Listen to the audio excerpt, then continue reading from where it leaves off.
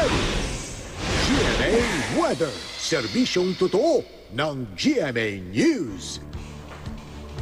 Araw ng Kalayaan, araw din ng ulan, mga kapuso. Sa mga makikiisa po sa pagdiriwang ng Araw ng Kalayaan ngayong araw po, ihanda na ninyo ang inyong mga payong dahil makakaranas pa rin ng pag-ulan sa Luzon buong araw po yan, mga kapuso. Base sa datos ng The Weather Company, uulanin ng malakas ang malaking bahagi ng Luzon, lalo na po ang hilagang bahagi nito.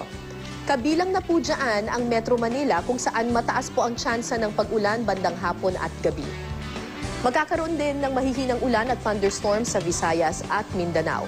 Pinapayuhan po ng Pag-asa ang mga gumagamit ng maliliit na sasakyang pandagat na iwasan po munang pumalaot sa northern at western seaboards ng Luzon. Posible po kasing umabot sa 4.5 meters ang taas ng alon doon. Mas mataas yan ng bahagya sa unang palapag ng isang gusali.